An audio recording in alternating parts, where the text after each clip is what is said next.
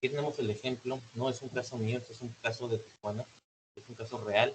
Niño de 3 años de edad que ingresó al Hospital General por vómito postprandial, hipertermia, malestar general, no estaba comiendo, tenía 10 días de evolución sintiéndose así, sin mejoría a pesar de múltiples tratamientos con pues lo que ustedes imaginen, esteroides, antibióticos, antivirales, etcétera.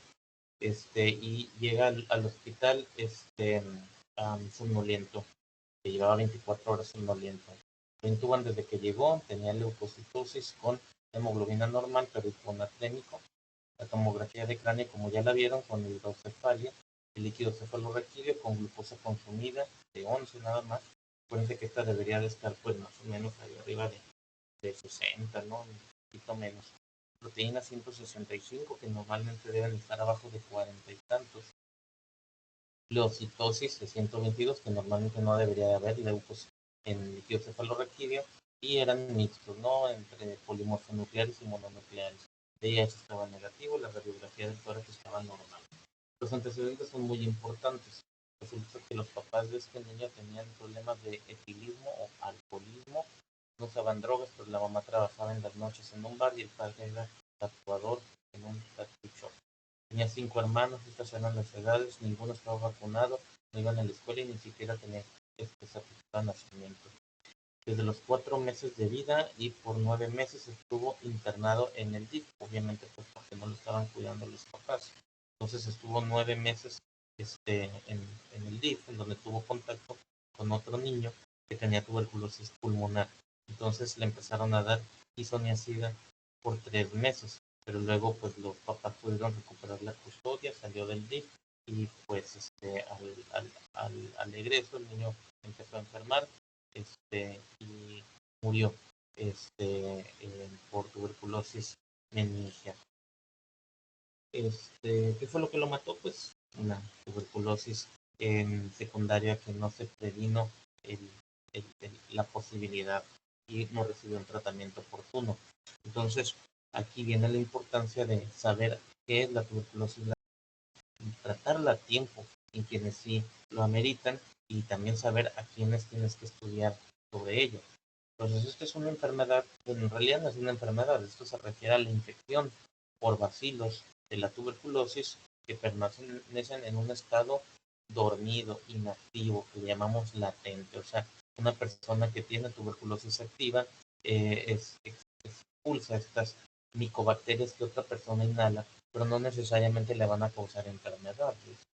Por eso hablamos de que pues, cerca de una tercera parte del planeta Tierra está infectado por Mycobacterium tuberculosis, pero no tienes una tercera parte de personas enfermas, solamente infectados. Y esas personas pueden desarrollar la enfermedad en algún momento. Sin embargo, antes de que desarrollen la enfermedad, mientras se encuentre latente, esta enfermedad no es infecciosa. Solamente que se puede reactivar y en ese momento pues sí.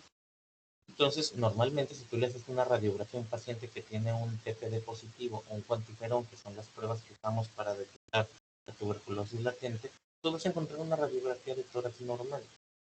En cambio, una persona que tiene la enfermedad activa, pues vas a ver estas lesiones, ¿no? Apicales, con cavernas arriba. Las personas con VIH pues, son particularmente más susceptibles, como pueden ver aquí, hasta 30 o 100 veces más probabilidades de que se les despierte una tuberculosis que tenían. Bueno, ¿quién se debe de estudiar esta posibilidad? La verdad es que no es a todo mundo, ¿eh? Es un error que cometemos, sobre todo en el primer nivel de atención, en donde llega un paciente con tuberculosis y a todos sus contactos inmediatamente se les hace la prueba de tuberculosis latente. Tal vez no estaría del todo justificado, al menos no en todos los casos. Entonces, ¿a quién sí está justificado hacerles una prueba de la famosa tuberculina o el cuantiferón? Para empezar, ¿quién de ustedes, alguno de ustedes tiene alguna de estas pruebas, la tuberculina, el PPD o el cuantiferón? ¿Alguien la tiene? Nadie. Bueno, ¿quién me siguen escuchando? Sí, doctor. Sí, doctor. Sí, doctor. La verdad es que no es una prueba que tenga que tener todo el mundo, pero ustedes tendrán que hacérsela eventualmente, básicamente por ser trabajadores de la salud. Pero bueno, no es una prueba que tengas que hacerle a todos los mexicalenses porque pues, van a salir positivos pues, probablemente 30-40% de las personas a las que se las hagas y no necesitarían darles tratamiento. ¿Quiénes son las personas que tienen más beneficio de hacerles esta prueba? Pues quienes van a tener beneficio de darles el tratamiento. ¿Me explico? O sea, si tú tienes, por ejemplo, VIH, que ya vieron que incrementa mucho las probabilidades de que una tuberculosis latente eventualmente se haga activa, entonces claro que tienes que tener una prueba para buscar tuberculosis latente. Pero si eres una persona joven, sana, o sea que no tiene ninguna enfermedad, pues entonces pues, tus probabilidades de que esa tuberculosis latente eventualmente se haga activa, pues es muy baja. Entonces, si yo te hago la prueba y me sales positivo, pues como que no te beneficias mucho de dar el tratamiento. Entonces, ¿de qué sirve hacerte la prueba? Pues no de mucho. Pero pues esta clase está orientada a que sepan identificar a quienes sí y a quienes no. Lo que les mencionaba, ¿no? Las personas con más riesgo de desarrollar la enfermedad son quienes necesitarían recibir un tratamiento preventivo y son a quienes deberías hacer las pruebas.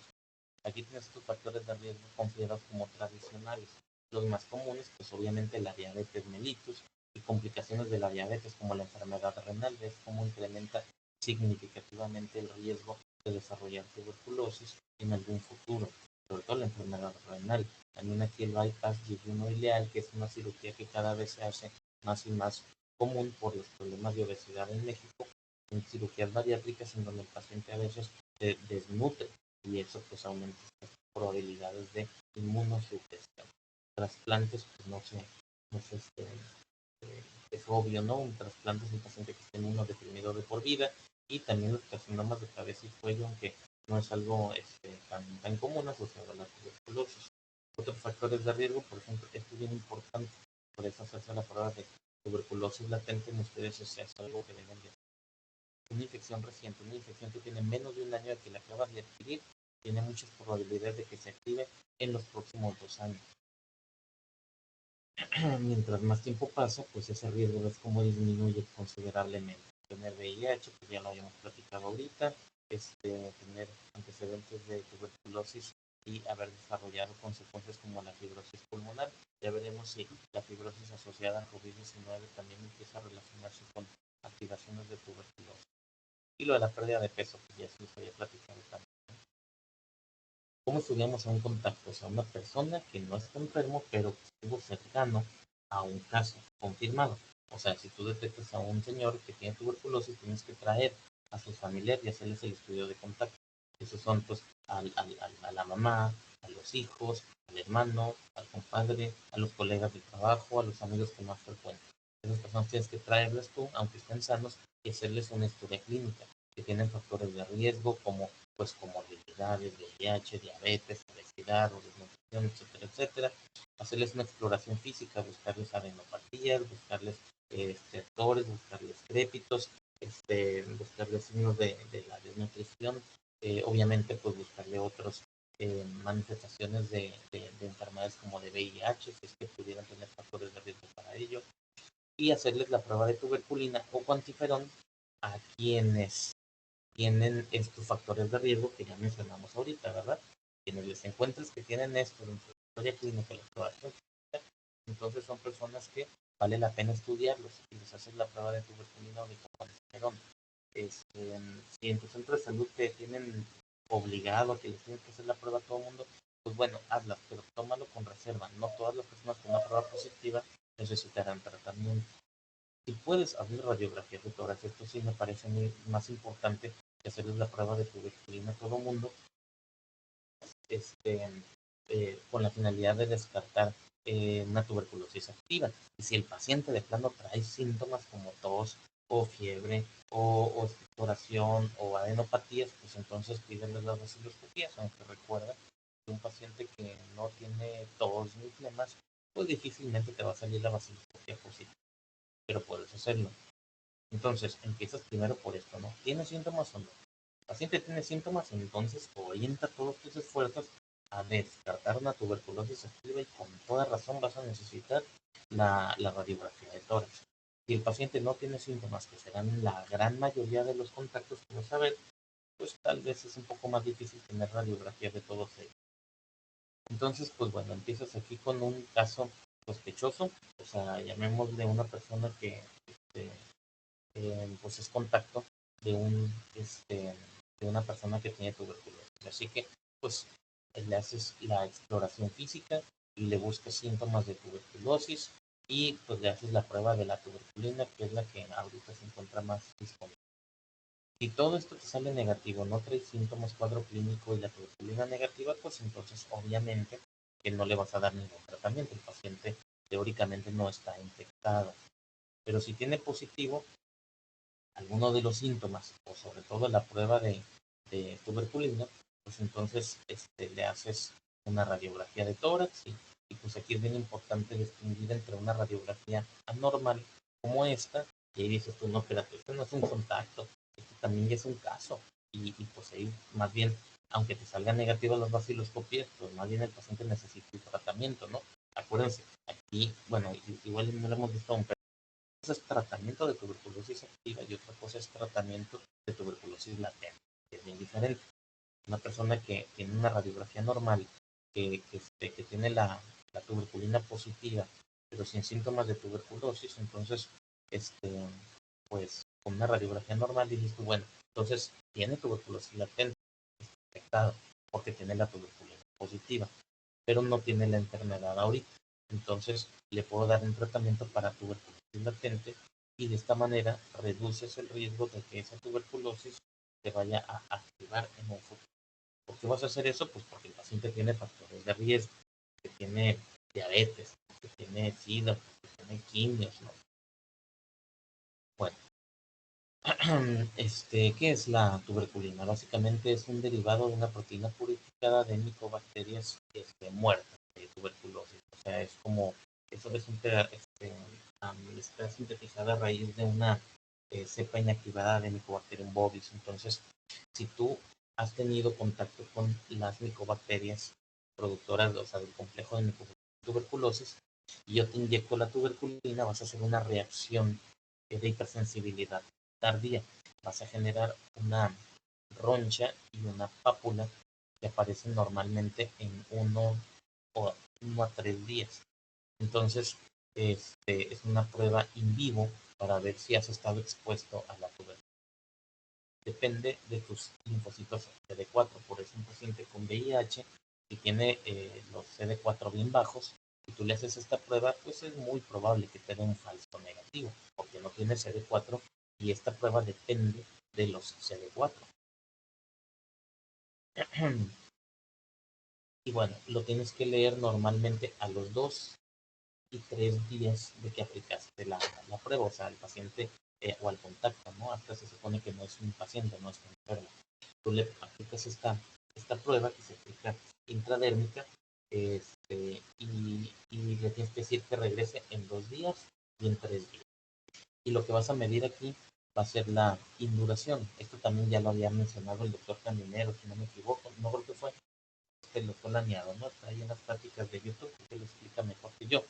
Pero bueno, aquí tienen un diagrama, un esquema de cómo se mide esta reacción. Olvídense de lo rojo, no nos interesa la induración.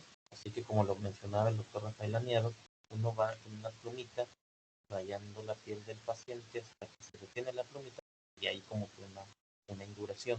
Lo mismo haces de este lado y aquí se te va a detener la pluma. Entonces marcas una raya acá, marcas una raya acá y con una regla mides. Más de 10 milímetros es lo que tradicionalmente consideramos como una prueba positiva, pero en un paciente que tiene inmunodeficiencia, llámale VIH, llámale un contacto reciente con un paciente de tuberculosis, llámale insuficiencia renal o todos los factores de riesgo que ahorita mencionamos, con 5 milímetros ya deberíamos de considerarlo positivo. ¿De acuerdo? Entonces es muy fácil que esta prueba te salga positiva. Pero el eritema no le hacemos caso, ¿eh? Que puede hacer un eritema bien grandote, eso no es eh, una reacción debido a la inmunidad que deba de tener contra la tuberculosis. Puede ser un eritema bien grande, pero una induración bien pequeñita, pues eso significa que no tiene antecedentes de contacto con la micobacteria, entonces no está infectado, ¿de acuerdo? Ese es un riesgo que la BCG, la vacuna BCG que aplicamos en el nacimiento, puede darnos positivos durante los primeros años de la administración. Pero también es un mito que luego los mismos médicos conservamos, que como la BCG te puede causar el PPD positivo de por vida, entonces aquí en Mexicali todos los PPD positivos, pues es porque a los pacientes les pusimos la vacuna. Y no, esta reacción solamente son los primeros años de vida y aún en los primeros años de vida y hacemos caso al PPD. Esa es una ventaja del cuantiferón, que no se afecta por la vacuna BCG, pero es mucho más caro. Entonces, mientras nuestra única alternativa sea la tuberculina o el PPD, entonces solamente tengan de reservas en los primeros 5 a 10 años de vida. Pero todos los adultos, adolescentes y adultos más de 10 años, un PPD positivo significa tuberculosis latente. De acuerdo, claro que es una prueba que sí sirve, nada más hay que saber leer. Es un error también pensar que una persona como está tosiendo y tiene flemas y le hago el PPD y me sale positivo, significa que tiene tuberculosis. No, la verdad es que el PPD nada más te dice que tiene tuberculosis latente. A lo mejor el paciente tiene tuberculosis activa, pero eso no te la dice el PPD, eso te lo dice la vaciloscopía, la radiografía, etc. ¿Y el cuantiferón qué es? Pues es básicamente lo mismo, pero en vez de hacerlo in vivo, lo haces in vitro. O sea, le sacas las células, le sacas los linfocitos CD4 al paciente y en una prueba de laboratorio los expones a estos antígenos de la tuberculosis. Entonces te va a esos linfocitos y los expones a estos antígenos van a liberar interferón en relación a la exposición con los antígenos y pues te va a dar una reacción que se puede cuantificar. Por eso se llama cuantiferón, porque cuantificas liberación de interferón gamma. Entonces es una prueba, digamos que más fácil, porque le sacas sangre al paciente y ya vas a tener un resultado, pues no sé, a lo mejor en 1 o 2 días. Pero la otra prueba, el paciente tiene que regresar, entonces es más complicado para el paciente y a veces hay sesgos en la interpretación y no sabes medir muy bien una induración, pues a lo mejor puedes medirlos como falsos positivos o falsos negativos. O a veces la misma enfermera pues no sabe aplicar bien el PPD. Si lo aplica muy profundo te puede dar un falso positivo y si lo aplica demasiado superficial te puede dar un falso negativo.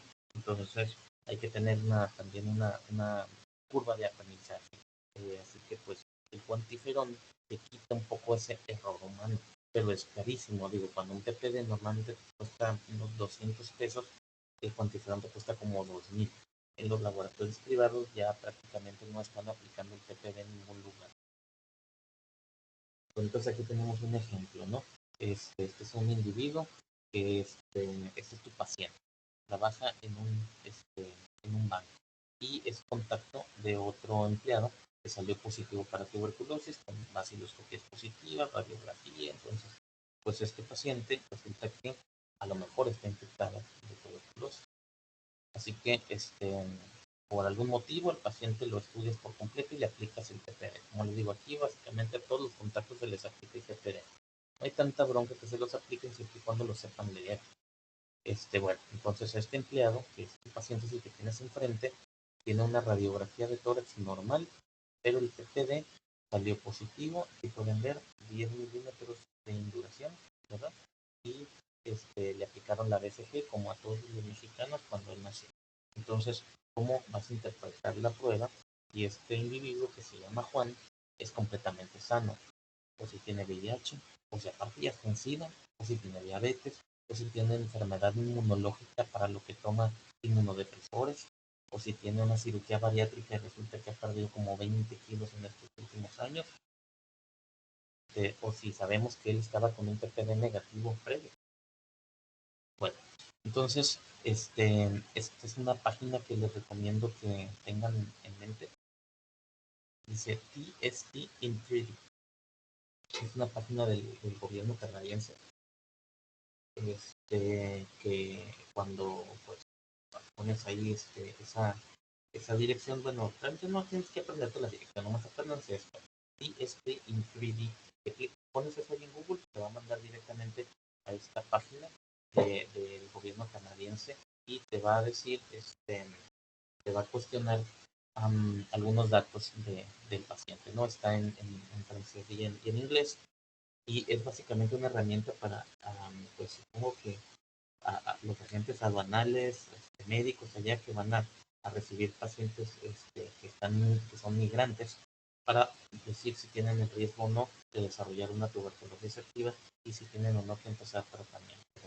Entonces, tú nomás tienes que llenar aquí en los cuadritos, ¿no? ¿Cuál fue el TPD de este paciente? Pues en este caso eran 10 milímetros, le pones ahí 10 a 14 milímetros. El IGRA, que es el cuantiferón, pues no se le hizo, entonces no le pones, not done. La edad ya habíamos visto que tenía 25 años de edad, como cualquiera de ustedes. Nació en México, lo vacunaron antes de los 2 años de edad, como todos los mexicanos. Y resulta que es un contacto cercano, ¿verdad? Close contact, también puedes ponerle que es un contacto casual, o si no tiene contacto con ningún paciente de tuberculosis. En este caso, pues tú le pones que es un contacto cercano porque estaba pegado ahí a otro enfermo. Y luego tienes aquí estos cuadritos. Aquí vas a ponerle tú una palomita que tiene SIDA, que tiene una radiografía anormal con enfermedad fibronodular, que tiene una enfermedad renal en hemodiálisis, que es diabético, y él tenía una prueba de PPD negativa hace menos de 2 años y ahorita ya está negativo, o sea, significa que se infectó recientemente. Pero si ya tenía el PPD hace más de 2 años, entonces pues aquí no le pones que es reciente. Silicosis pues sigue siendo un problema porque todavía la minería es una actividad frecuente de nuestro país, y toma inhibidores de factores de necrosis tumoral como el cepulizumab, sí se infectó antes de los 5 años de edad, sí tiene una radiografía con un granuloma.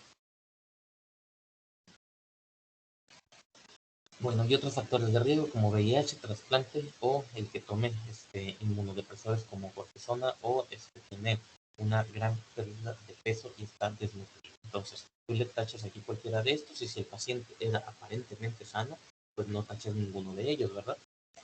Te va a dar un resultado y te va a decir que para un individuo que tiene un TPD de 10 milímetros de induración, tiene 25 años de edad, lo vacunaron al nacimiento y es un contacto cercano de un paciente con tuberculosis, te va a decir que su probabilidad de que ese TPD sea un positivo, un verdadero positivo, es de 94%, ¿no? Obviamente, si existe infectado de tuberculosis, y el riesgo de que desarrolle una tuberculosis activa en los próximos 2 años, pues entonces sería como de 4%, lo cual es bajísimo. Conforme aumenta la edad, este riesgo tal vez puede incrementar un poquito, pero en general una persona que no tiene ninguna enfermedad conocida, si tú lo encuentras a la exploración prácticamente sano, tu riesgo no va a ser superior nunca al 10%. Y el tratamiento que tú le vas a dar para la tuberculosis latente, pues es isoniazida. También se puede dar rifampicina, por ahí lo deben ustedes haber leído, pero es difícil conseguir rifampicina en México. Muy costoso o no hay. Entonces, le damos pura isoniazida, es lo único que tenemos disponible y resulta ser pues un medicamento con riesgos, ¿no? Puede causar hepatitis, puede causar dolores musculares. Ya vamos a ver de eso cuando veamos lo del tratamiento de la tuberculosis, pero no es un medicamento inocuo. Algunos pacientes hacen unas hepatitis graves. Entonces, dárselo nomás mira, tienes un riesgo como de, mira, y pasan 2 años después de la infección, el riesgo anual acumulado es de 0.09%, y de aquí a que tengo 80 años, Juan, de 25 años de edad, de aquí a los 80 años, tu riesgo no va a llegar ni a 10%. Entonces, bajarle un riesgo bajito a que siga siendo un poquito más bajito, pero someterlo al riesgo de 9 meses, porque el tratamiento es por 9 meses, digo, idealmente. Pueden ir de 6 a 9 meses, mientras más tiempo te lo tolera el paciente mejor.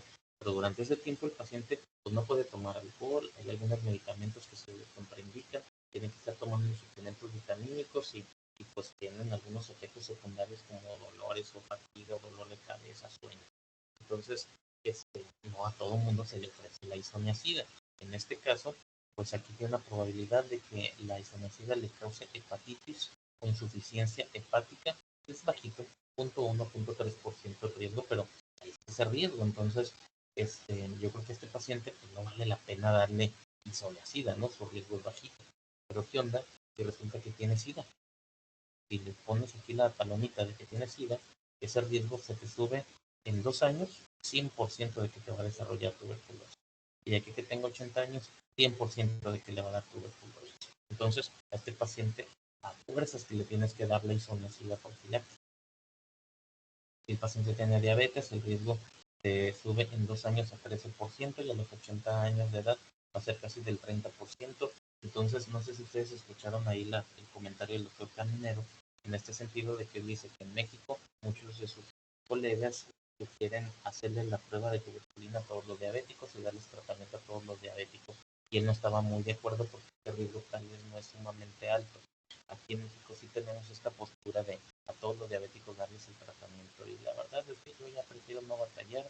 Que ese paciente desarrolla tuberculosis y luego va a decir que fue mi culpa por no haberle prescrito el tratamiento profiláctico.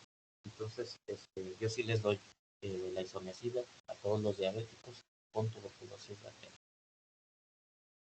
Si el paciente toma inhibidores del factor de necrosis tumoral, como es el infliximab o el etanercept, que son los pacientes con artritis reumatoide, a nivel riesgo es mucho más alto, hasta el 50% de aquí a los 80 años de edad. Entonces, claro que a esos pacientes también les hacemos la prueba de la tuberculina y les damos el tratamiento. Acuérdense de la paciente que les comenté, ¿no? La enfermera que tenía artritis reumatoide y le iban a dar etanercept y pues no le encontraban la tuberculosis activa. Esta enfermedad, ese medicamento te activa mucho las tuberculosis latentes. Si el paciente ha perdido muchísimo peso por cirugías bariátricas, pues el riesgo más o menos ahí es similar a lo del diabético. Entonces, pues también discútelo con el paciente, habla con él sobre los riesgos-beneficios y estos números pues le ayudan al paciente a considerar la balanza de si quieren tomar el tratamiento o no. Y esto es súper importante porque estos pueden ser ustedes. Ahorita en unos años van a entrar al internado. Entonces, si de por sí Mexicali tiene mucha tuberculosis, mucho más expuestos van a estar cuando entren al internado. Entonces, si tú te haces ahorita una prueba, y sobre todo si te haces una antes de que entres al internado, justo cuando vas entrando, entonces, y sales negativo, hay que repetirla, y es lo que hacemos aquí en el Hospital General, le repetimos la prueba del cuantiferón más bien el PPD, al final del internado, cuando ya estás en tu última rotación. Si sales negativo al principio y positivo al final del internado, eso significa que agarraste la infección durante el internado. ¿Qué probabilidades tienes de que esa infección reciente, que dice recent TB infection, qué posibilidad tienes de que esa tuberculosis se active en los próximos 2 años de tu vida? Como del 70%. Entonces, la tuberculosis es lo más probable en algún momento en tu vida. Este riesgo sube al 75% de aquí a los 80 años de edad. Entonces, a todos los que nos estamos exponiendo de primera vez a la tuberculosis, nos tienen que estar haciendo un seguimiento. De ahí en adelante, si está negativo tu PPD, te lo puedes seguir repitiendo, no sé, cada 6 meses o cada año, y cuando salgas positivo, empieza este riesgo, ¿ok? Toda la vida sales negativo, pues nunca te lo hagas. En cambio, si vas a entrar al internado y nunca te has hecho la prueba y te la hacen y saliste positivo, pues ya no hay mucho que puedas hacer, porque pues, ¿cuándo se infectó ese paciente? ¿Cuándo se infectó ese interno? ¿Cuándo te infectaste tú? Pues quién sabe.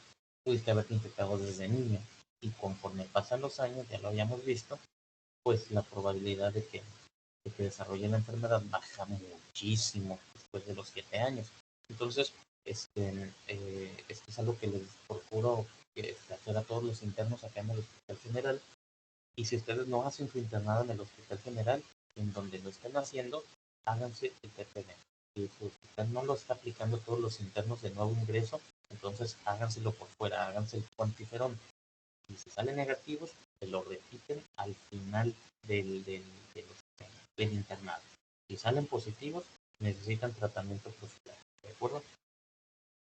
Bueno, entonces en conclusiones, el estudio de contacto es indispensable para disminuir la epidemia de tuberculosis. Si tú curas a todos los enfermos de tuberculosis que hay ahorita, algo es que es imposible, pero si los lográramos curar ahorita a todos los pacientes de tuberculosis, todavía vas a tener la enfermedad porque la mayoría de los pacientes con la infección no son los que traen síntomas, sino los que la tienen la enfermedad, la infección latente.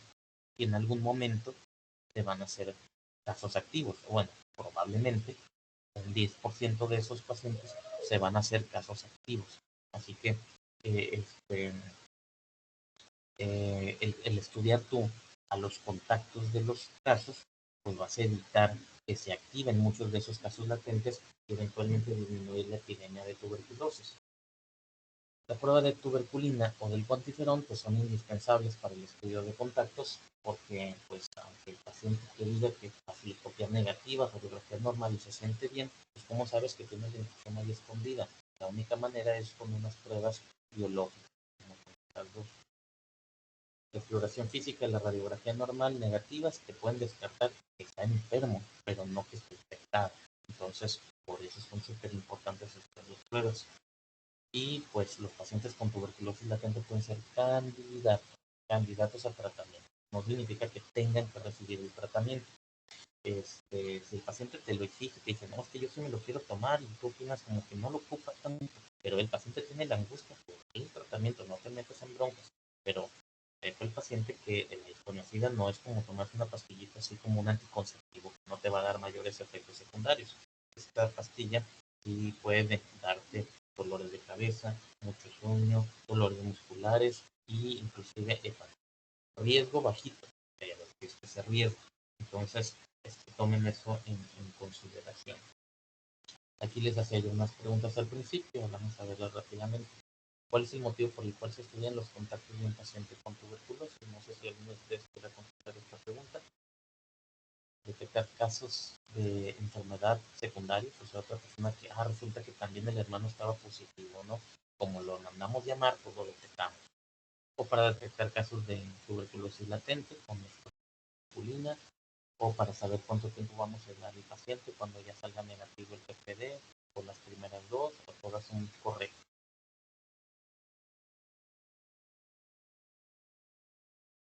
¿Está bien? Solo A y B. Correcto, A y B. Sí, no, A y B. Sí vas a detectar a los pacientes de tuberculosis latente, pero estudiando a un contacto, resulta que, pues es que sí tengo tosecita, pero es que soy fumador. No, a ver, espera, vamos a hacerte una radiografía y tómala, pues que tiene infiltrados, ¿no? Porque a veces hay gente que dice que tose toda la vida en las mañanas, pero una tosecita así enfadosa y piensan que es por el clima, o piensan que es porque trabajan en el polvo, o piensan que es porque son fumadores, pero pues a lo mejor son tuberculosos desde hace mucho tiempo y no se han percatado.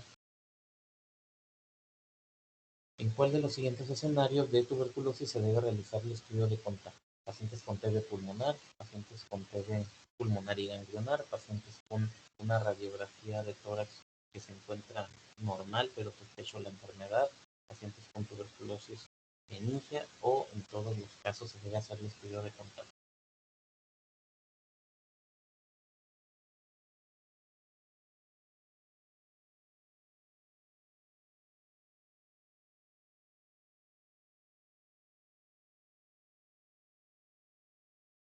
¿Alguien? Con que esté confirmada, ¿no? O sea, no necesita estar confirmada la infección por tuberculosis, como ya lo vimos en lo de diagnóstico, es una enfermedad que se esconde mucho. Va a haber muchos, pero muchos casos que ustedes van a ver que está en un centro de rehabilitación, que andaba metido en la cárcel, que utiliza metanfetamina, se está perdiendo peso, tose con sangre, la radiografía está bien fea, pero las vaciloscopias salen normales. Ese paciente claramente que tiene tuberculosis y le vas a dar el tratamiento. Sería muy raro que tenga otra cosa, como un cáncer, por ejemplo. Entonces, en el contexto de Mexicali, donde hay tanta tuberculosis, tú les sueltas el tratamiento, aunque te salgan las vaciloscopias negativas, lo dejes como tratamiento empírico, en donde no tuviste una confirmación microbiológica. Ese paciente, tú lo consideras como un caso de tuberculosis por radiografía o por epidemiología o por lo que tú quieras, y te traes a sus contactos. Entonces, ¿Cuál sería aquí la respuesta?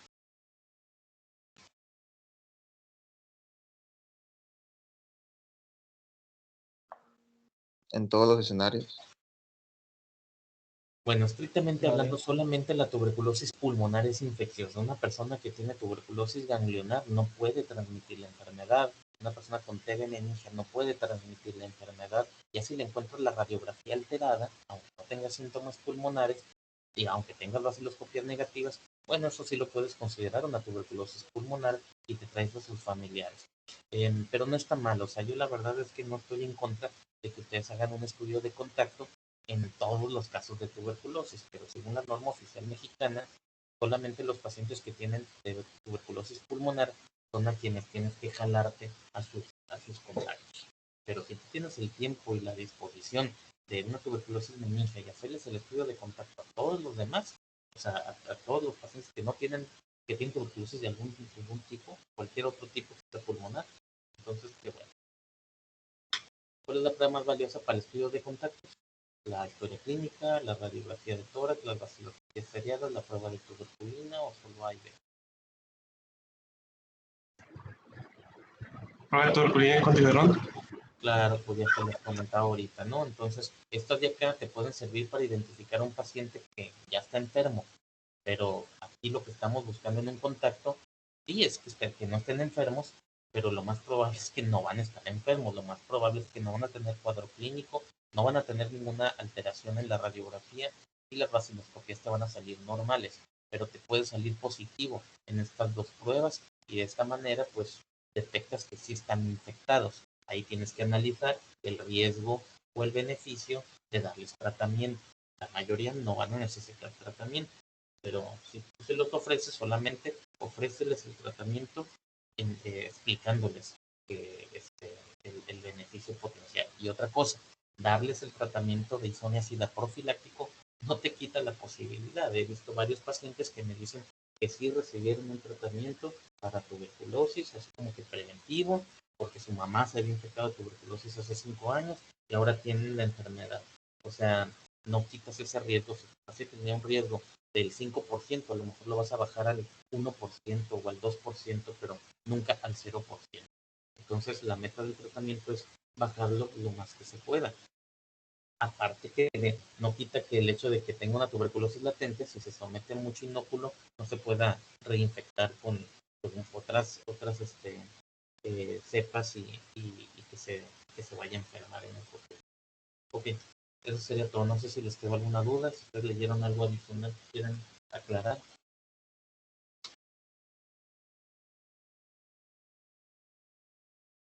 ¿No? Por mi parte, no. Bueno, ok. Entonces, mañana sí vemos lo de tratamiento de tuberculosis activa y latente. Eh, no les voy a poner mejor mañana, porque ya se lo puse hoy. Y trataremos de irnos bien rápido, porque pues, es una presentación medio larguita. Así que espero que tengan bien claros ahí ya los conceptos, ¿no? Léanse, por favor, léanse la norma oficial mexicana. Debe estar esta, ¿ok? Apúntenla ahí para que la bajen, y la lean. No está muy larga, no está tan complicada, pero está bien mal en unas cosas. Lo vamos a mencionar mañana, entonces, sí quiero que sepan de lo que estamos hablando, ¿de acuerdo? Ok, doctor. Bueno, hasta luego, que tengan buen día. Gracias. Gracias, doctor. Igualmente, doctor, buen día.